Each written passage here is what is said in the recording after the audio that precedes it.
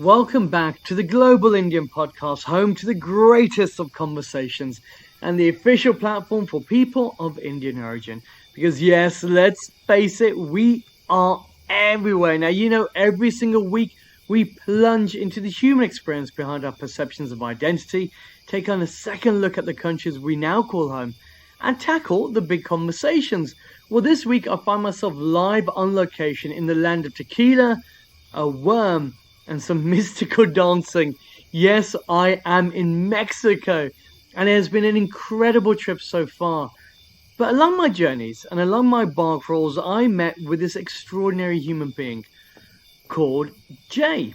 Now, Jay has a remarkable story because he was born in the US, he lived in Mexico, and he's also been to Kenya. And we got speaking at the bar, a bit like a previous guest of mine, Conrad, who I met over in Ireland.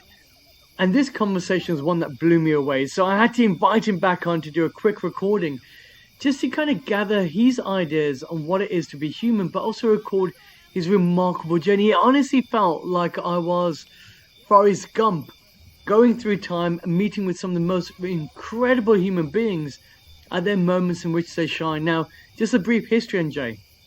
Jay spent time with the homeless community in Mexico. He's worked with gangbangers, people that have been involved in crime in the US. He's lived in Kenya, and he has worked with so many children to make a difference in their lives. And we struck up this incredible discussion, and many of which you're going to hear from right now. It is remarkable. As always, I'd like to say a massive thank you to all our dear supporters and sponsors, some that you hear right now. And if you too would like to be involved in our 50 Shades of Brown conversations, well, it couldn't be easier. Simply come to the website. It's www.globalindianseries.com.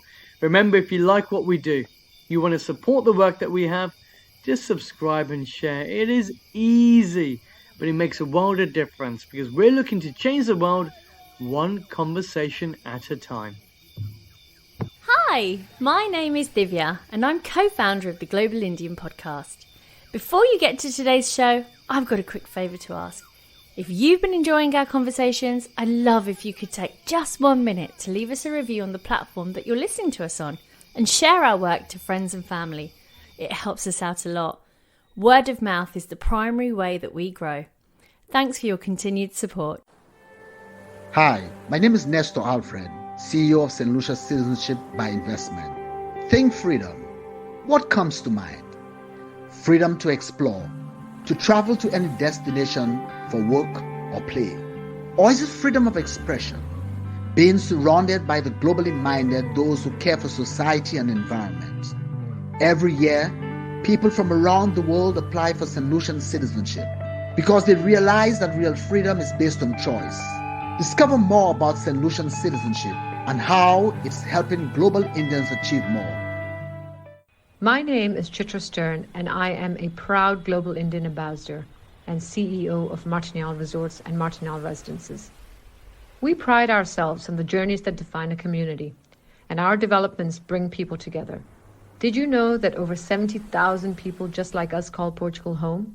The Global Indian journey has brought people together in a meaningful way, and on behalf of all of us at Martignal, we want to thank you for joining us in these remarkable conversations. We look forward to seeing you here in Lisbon post-COVID. Have a great day. And just move. Get up and just move. Get up and just move. Get up and just move. Jay Trost, just an average guy from an average place. I live in Oregon. Have had a very grateful upbringing in life, and was lucky enough to run into you here in Mexico, and it's been fantastic ever since. Man, it's like, I know that we're starting off with the humble part, but your story is everything but humble because you've almost gone full circle in seeing what this whole human condition is. And you work with kids, I believe that's what you mentioned as well. So these will be, as you said, gangbangers, people that are part of gangs. You had one 12-year-old who had his own house at that age, who made incredible amounts of money. And you also spent a lot of time with the homeless. Like, run me through, like, what is the human condition for you? What have you learnt along these journeys that's kind of made you re-look at the way that life is? Well, I mean, we're all in search of that, right? Yeah. I mean, that's why I was so fascinated with you and listening to the stories and listening to your podcast, because we all have some level of search for that. At least I think people who recognize it, and live in that space. And so, for me, it was early on. I knew that I wanted to see different things and be in different places, but oftentimes I couldn't. And I had shipped from family to family to family in my life, in my youth, and so I never really had a grounded connection. And so when I was 19, I decided to travel to Kenya. And so at that point, I went there to teach school, and that opened my eyes to the human condition as I knew it. The human condition is a lot of times, right? It's going to be impacted by your surroundings. At least that's what my take is, and your culture. And if you don't, if you never have an opportunity to embrace a different culture or to live in a different lifestyle, then you basically become complacent in that space. You only become what you see, right? What you feel. Absolutely. And what's acknowledged, what's accepted, what's noticed, right? Yeah. And so, and those things continue to get reinforced. And fortunately, unfortunately, however anybody wants to view it in American society, it's a materialistic society, right? And so, and so those are the things that get acknowledged, noticed, is your status, your wealth, your prominence, your new whatever, kids, Nikes, whatever. Yeah. And so, when I went to Africa, I always refer it to the most genuine place that I'd ever been in the world, because the connections were real. There was no altered intention. It's like what we mentioned before.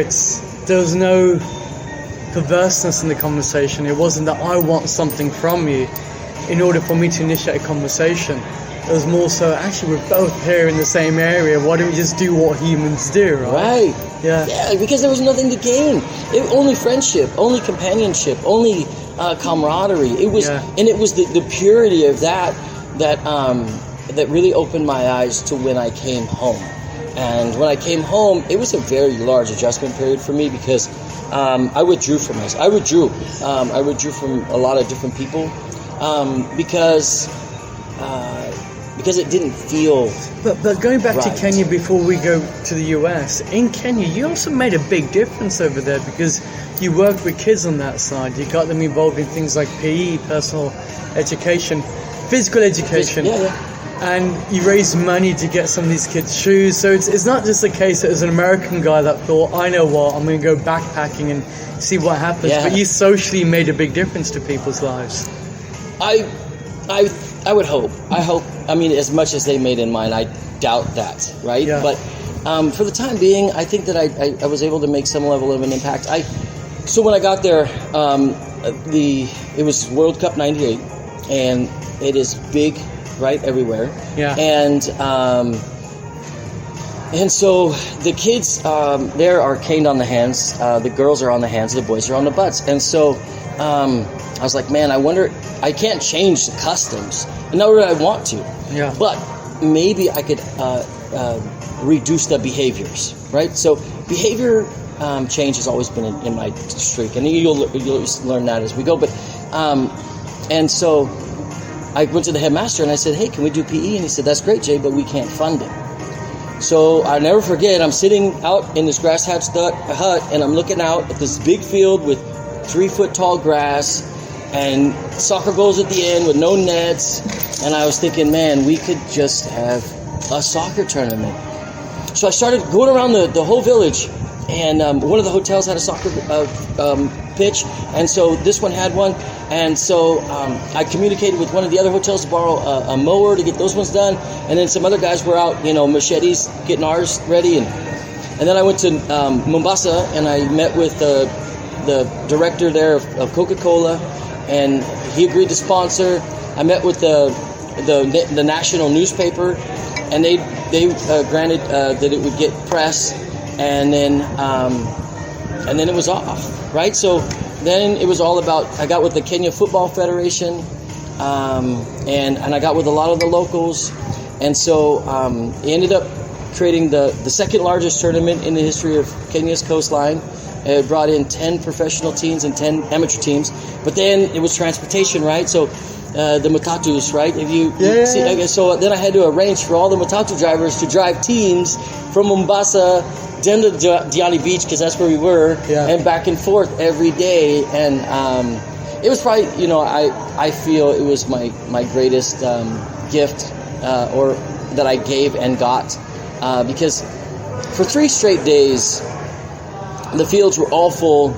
The women were out in their most beautiful garb, with their kids wrapped in it. Everybody was jumping up and down, screaming for their team, and it was there. It wasn't on TV. It was there, and it was amazing, and it was fantastic. You're on the wave, absolutely. Yeah. And so from there, you go back home to the US. Yeah, and so that was a difficult transition. It was very hard. I wanted to stay in Kenya, and but I also was drawn back home, and so the transition was very difficult because of how I saw people now. After experiencing that, and it struck me as very difficult. So when I went back to college, what I would do is on Sundays is I would go to Costco and I'd get bulk meats and breads and whatever. And on Sunday I would go and deliver to the homeless underneath the bridge, and I would just sit and listen to their stories, because it felt as genuine as that it was like a reset every day. And so that was that was the way that I managed through it all. But it became a boiling point at some point, and I had left college, went to go pursue a golf career, and I was in working at a country club, and I'd gone through some stuff personally, breakup and everything else, and so I was in a real area of internal reflection, and all of a sudden, it just broke, and it was a crazy experience, and I literally, instead of feeling people's vibe and energy, it felt like I could see that level of vibe or energy for a little while, and it was so haunting that I couldn't function. But you could see it, but you're saying that there was almost a negative feel that when you were there, because people, I don't know, is it materialism? What was it that kind of got you to think, hang on, no, this isn't what it is to be me, to be Jay, or my human experience that I want to have? Right. It was honestly the ugliness of humanity in that situation where I was, right? Where everybody wanted something. They wanted your energy, right? They wanted your energy. Whether we identify that as our time or whatever the case may be, but they were always polling, and the aura that was there was so dark, and like I said, it was haunting, and it became to the point where I literally had to go to the head golf pro, and I said, I can't do it anymore. I gotta go. Wow, because you were actually trying to pursue a career as a professional golfer. So this was a big thing for you then. Right. It was a changing of the chapter, right? So I basically abandoned that. I was working to become a teaching pro. Okay. Not a playing pro, and because I love to coach. Yeah. I loved working but teaching older, very entitled, wealthy individuals. It's a whole different bargain, than coaching a high school team. So, nothing to say bad about it, but it's just, it's different. So I gave up everything, and I got a backpack, a sleeping bag, a tent, and my basketball, which was my confidant. Tom Hanks's Wilson. I had my basketball. Absolutely. Right. So. Did you name your basketball? No. Okay. And so I started there in San Francisco, and I decided I would go walk with the homeless and share their story.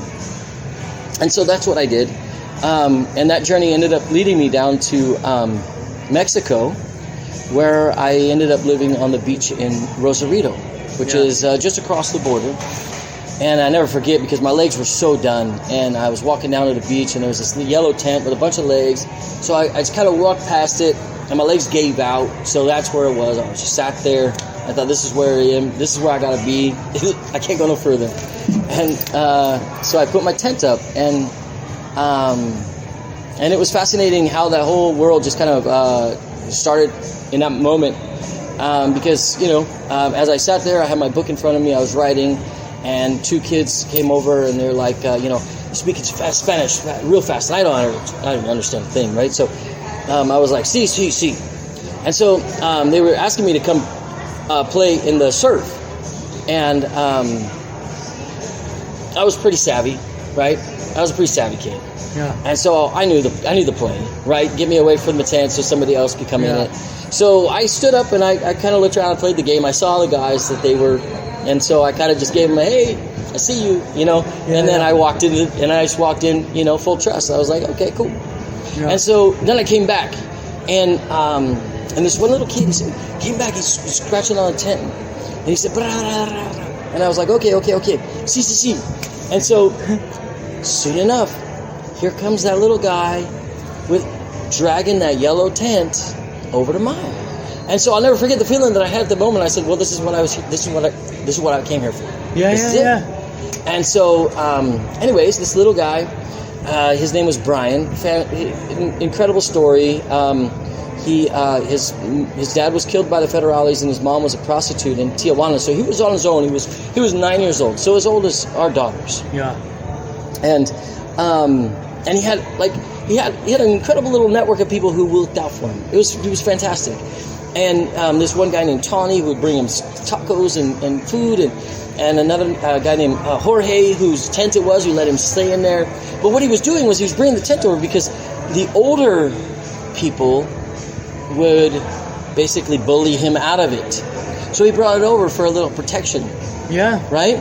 And so I recognized this, and so Jorge would come, and he would, and I didn't speak the language, they didn't speak English very much, right? So, but we got it, but we knew, and then Jorge, he started to almost try to take care of me.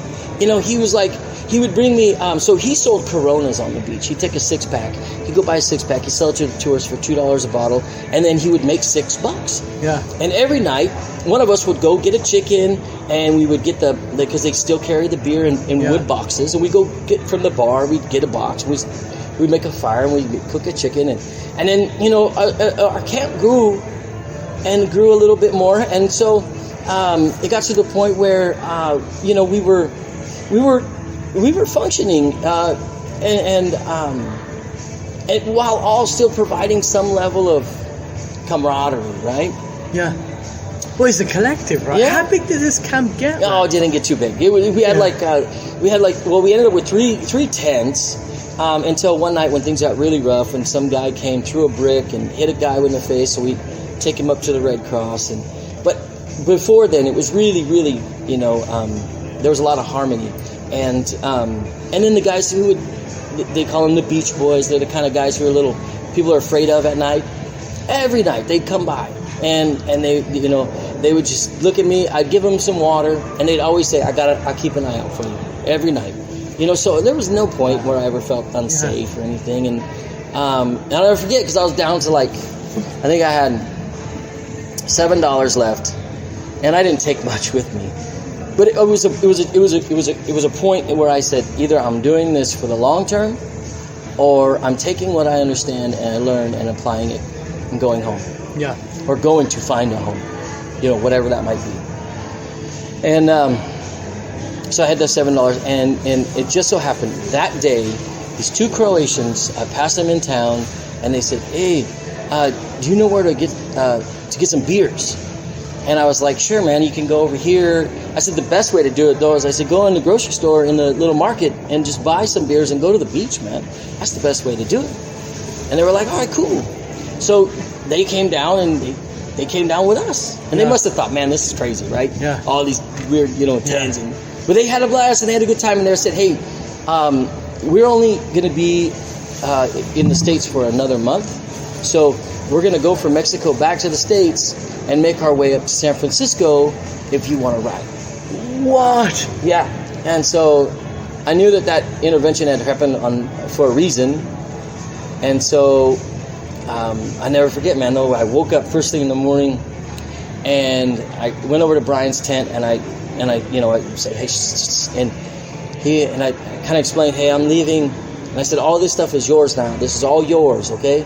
And so all I had was my backpack and a change of clothes, and I was just walking away. He unzips the little window to his tent, and he's watching me. And this is like at sunrise, and I was like, oh man, this is terrible, right? Terrible.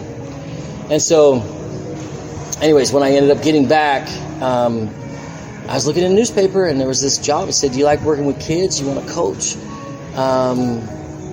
And it seemed like a perfect fit. So I jumped on board, and then I started working with at-risk youth, and that's how that started. Because at-risk youth means kids that are part of a gang, or at-risk youth means... Well, so us and our infamous use of labels, right? Jeez.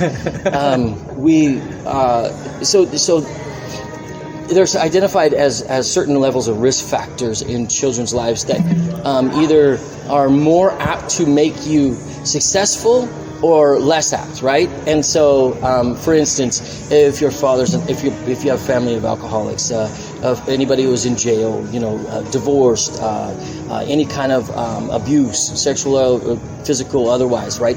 All those things add up in a person's life to identify them as at risk, right? So they have more than enough of those to need more support, right? Yeah. And so. So that's when, so we started there, and it was pretty incredible. It was the largest youth academy in California, and I had an amazing mentor, and I grew very fast in that. And within 1 year, I was in charge of one of the whole shifts, right? So because it was in 2 shifts, and it was insane. I was the youngest person who worked there, but I was also in charge of everybody else. Yeah, right? But because you had that exposed experience, you realize what it's like. You've been on the other side to see it. Yeah, and I think the difference, I always say that kids don't care how much you know, but they know how much you care. Yeah. And I think that was the difference, right? Kids, I was there for a purpose. And it wasn't to build a career. It wasn't to feed a family at that time. It wasn't for anything other than to fulfill my purpose, which was I need to make an impact on these children, right? I need to make a positive impact. And so that's all I did every single day. It's all I focused on. It was all I lived. And it was like that for many, many years, to a point where I ended up in Arizona running what at that time I think was the 3rd largest youth academy in the world. Whoa! I don't know how it stands as of now, but we had children, youth, 12 to 18, from all over the nation. D.C., Baltimore, Philly, Dallas, you name it. They were from all over. So it was a very eclectic melting pot of similar circumstances, different locations, right? And so, and that was incredible. I mean, at the end of the day, shaping behavior is not a difficult task. I mean, as a father, you know this, and most do. It's not a difficult task to shape. The biggest problem that I see that parents have today with their children is they forget, when they get so frustrated with their children, they forget to spend more energy than their frustration on what they see that's right with their children. And so when the balances of acknowledgement and punishment, when you are spending more of your energy addressing behaviors for correction than you are acknowledging the ones that are right, then they're going to do what is most noticed, right? So they're gonna weigh this one down, which in turn makes you even more angry and focused on those things. And so what ends up happening a lot of times in the inner cities is this happens, and then children find their acceptance within another affiliation, which happens to be in a gang. They're brilliant, right? I mean, yeah, they're going to praise you. They're going to give you props. They're going to pay you. They're going to acknowledge you, give you status for doing these what we would view as wrong things. But in their terms, it doesn't matter how wrong it is, because what they're getting is right. Does that make sense? Yeah, absolutely. And so when we would take in these kids, it was no more different. We would just basically restructure how they would act to gain notice, validation, acceptance, and so it was an easy transformation, but it was also an artificial environment. Yeah. And so I had a lot of kids who were absolute successes and reach out to me still. But however, the ones that you didn't linger a lot, and I had a lot that I were really close to that were murdered, killed. And one that ultimately may have broke me in terms of my spirit and what we did, because what he had said lingers with me to this day. He was a young man from DC, and he initially, he'd say, Mr. Trost, he'd say, look, I'm buying everything you're selling, man, I really am. But if I use what you teach me back home, I'm going to be dead. I'm going to get killed. Like, we can't do this back home. It ain't, all harmony. Isn't it like. And he said, there's an expectation of when I return home of what I'm to be doing. And if I don't, they'll find somebody else and they'll kill me. Yeah, there's that understanding of the consequences. Yeah, and but I kept pressing, and finally he switched. And he was just like, he embraced it. And he embodied it, and he lived it, he loved it. He became the greatest spokesman, one of the best spokesmen for change. When there was a difficult kid, that was having a hard time, like, I would just call for him and be like, hey, get him over here, let him talk peer to peer to this guy, bring him around the whole night. And I'll never forget, he was one. I didn't actually fly many of the kids home, but this kid I did.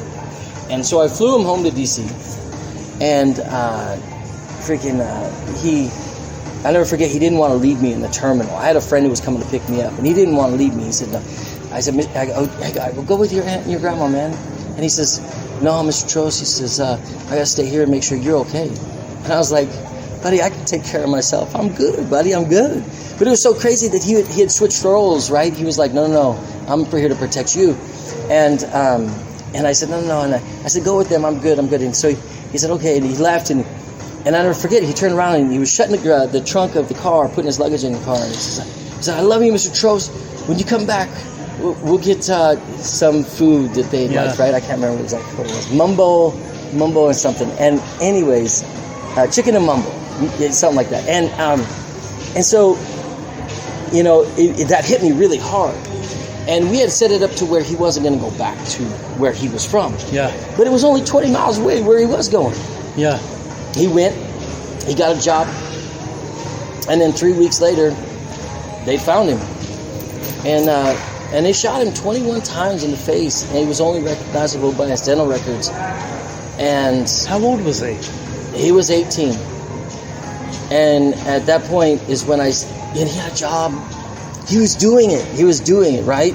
He was doing everything that we had taught. And so that made me question everything that we did at that point, right? It made me really question everything that we did. And in my heart, I knew it was everything that was right. And I knew that we were giving these kids an experience that they otherwise would have never had. And once you embrace that experience, once you know it, you can't ignore it, right? Yeah.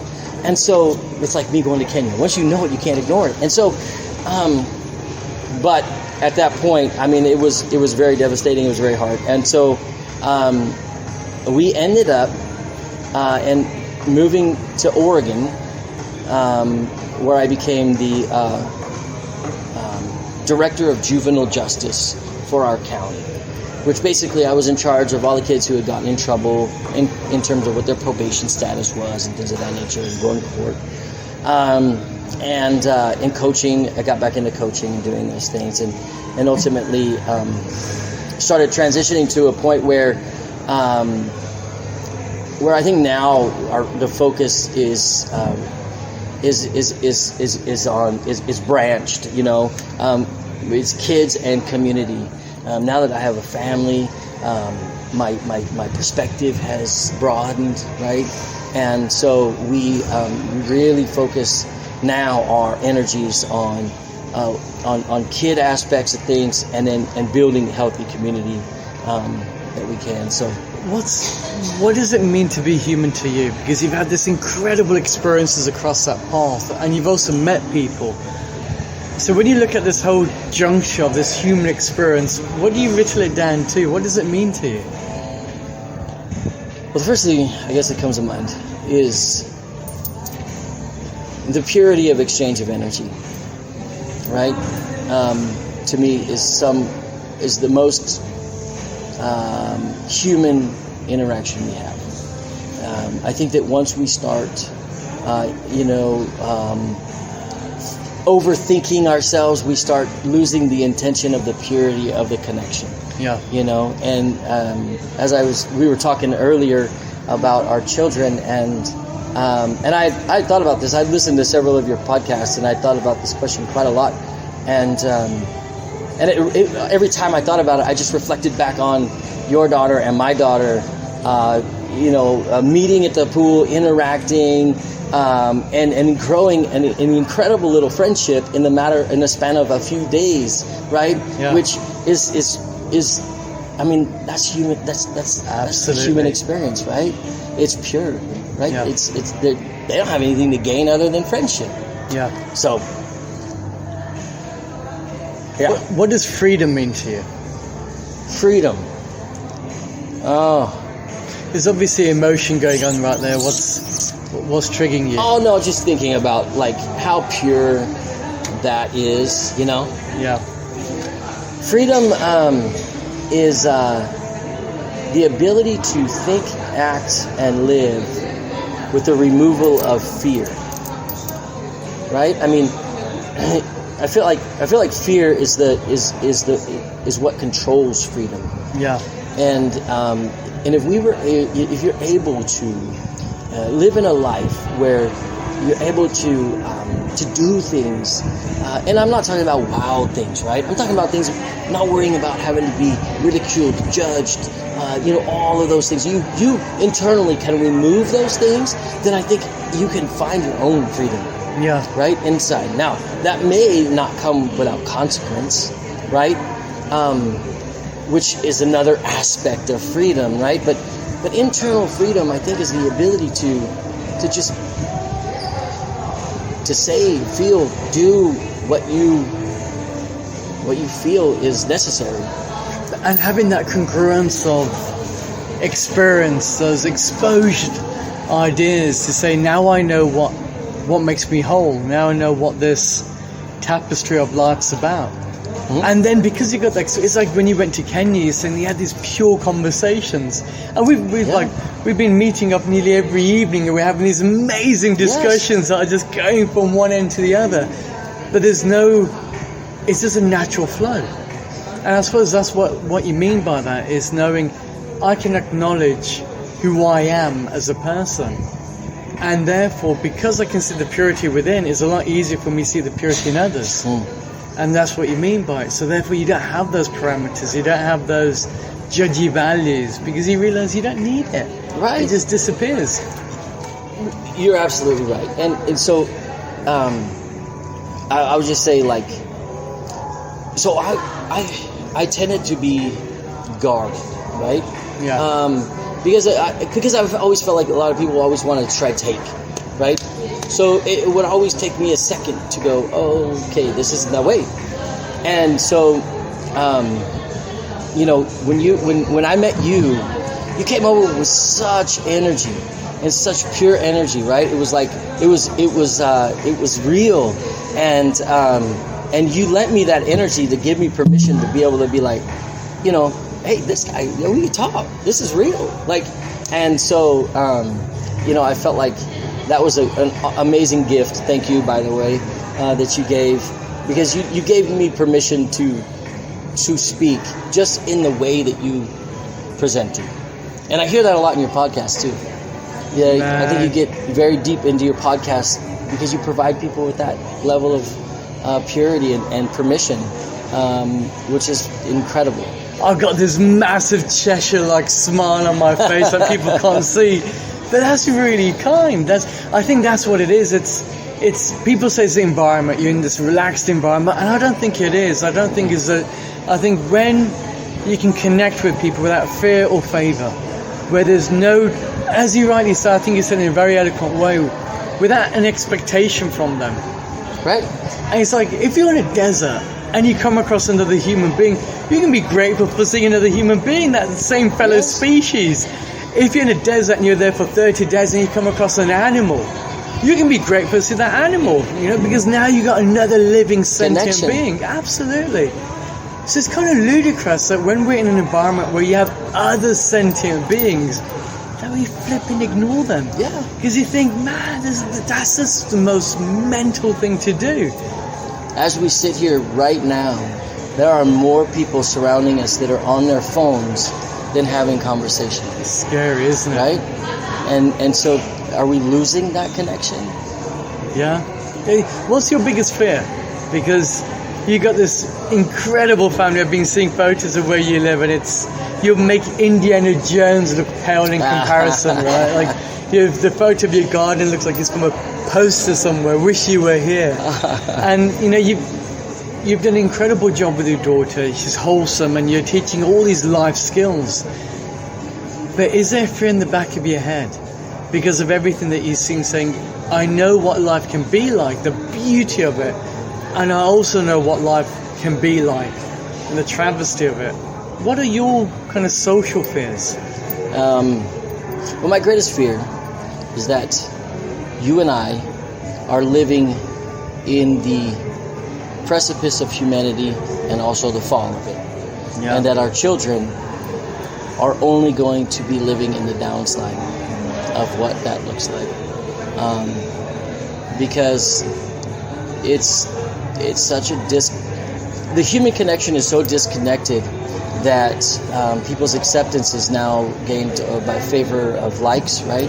Yeah. Or whatever the case may be. And you see, some of the people manipulating the other end of these deals are so demonic and perverse, leading all of these kids to just continue to do these things. And at what point does the human connection not have value? Yeah. Is 1,000 likes not enough? Is it 2,000 likes, right? Yeah. Because that'll never replace This. a hug. Yes, Yeah, a conversation. Yeah. Two new friends that hold their hands while they go to the pool, Yeah. right? There's that. My fear is that is becoming a lost part of our society. And the moment we lose our humanity, I think one can question whether we actually add any value to the planet. So therefore, if we're there and we become an algorithm, it's a scary proposition. Right? Yeah. What about you? What is your greatest fear? Oh, wow. Mine is a good question. Greatest fear societal is very similar to what you said. Is that we are on that edge. And we can either free flow towards the heavens, or we can free dive right into the rocks. Mm-hmm. And there's a big thing there, because we got this huge income inequality for one, but we've also got this perverseness in the way that we're treating this world, right? It's like we walk around, and I don't understand how we can hold a mobile phone and give it that much attention, and you have all these potential new friends, the same species on the planet that you're walking right past, that you see people that are in the most despair, and we can't even smile at them, right, or offer them comfort. Yet all of a sudden a piece of technology, and I recognize the irony of it, because we're utilizing technology right now, sure, for the conversation. And I think my other fear is living a life not worth living.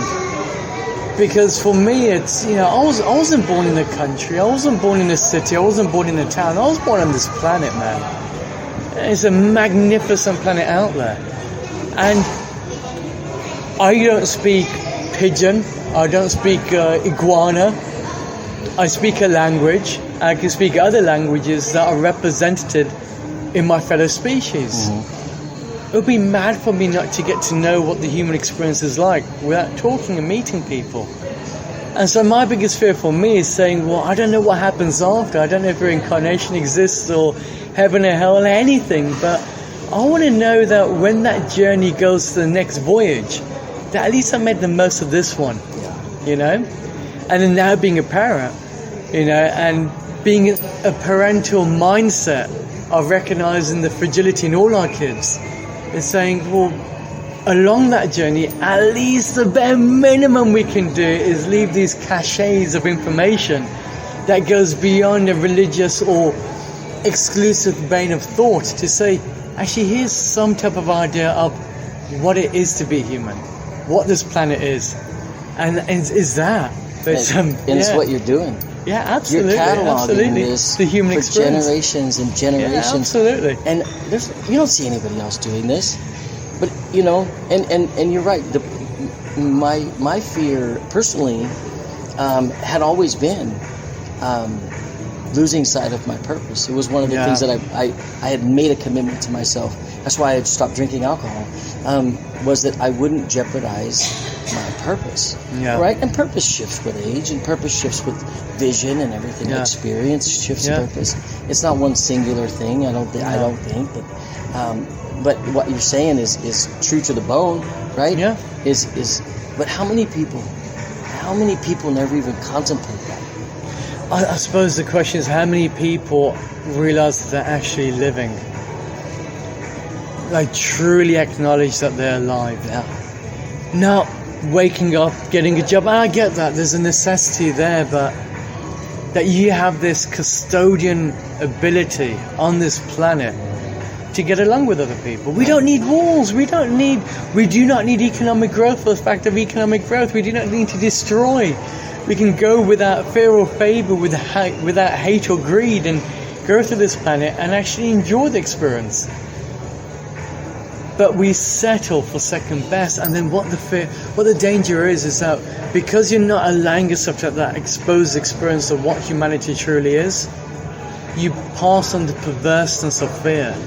And I remember we had this big conversation a couple of nights ago. We're like, well, what is it? I said, like, it's fear. It's all of a sudden, because you don't know yourself, you're not going to know somebody else, and then you bring in this small little human being into this planet, and you're teaching them.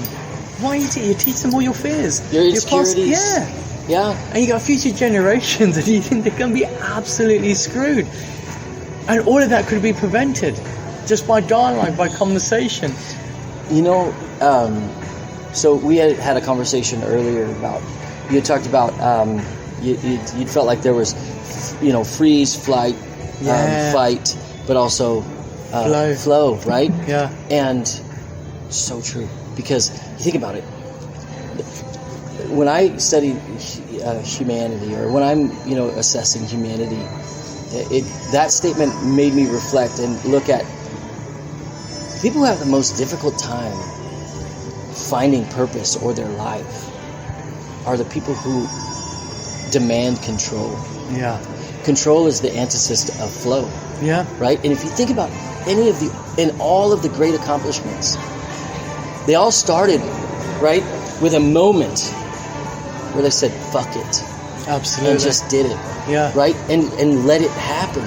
And I think about all of my achievements in life. You made me think about this and reflect.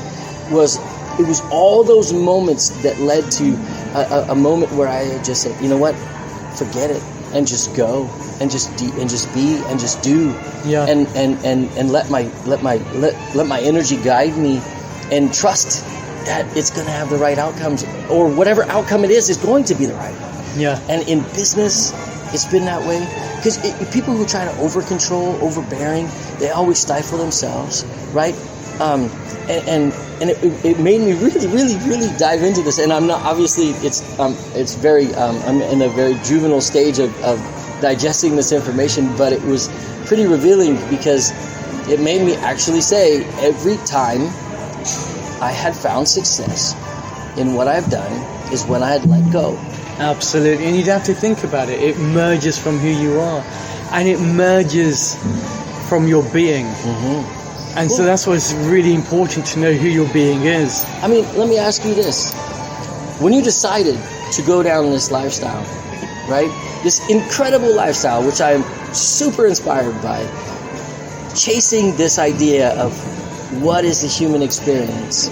And you said, I'm going to do this for our life. And this is how we're going to live. When you made that decision, what was that? What happened?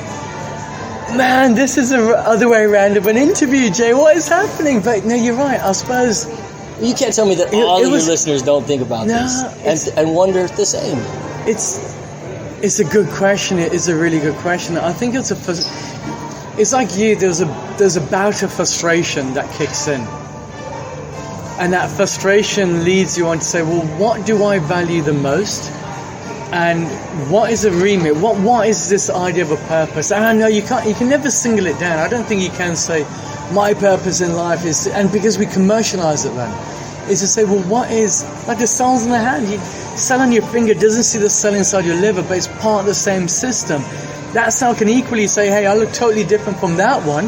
No, I'm going to look after but we're part of that unison. It's this the collective that we speak about. Mm-hmm. So for me, the whole podcasting was about a frustration, saying, I'm seeing the media, I'm seeing these stories, and yeah, it's about the content of ideas that doesn't actually define what the human experience is.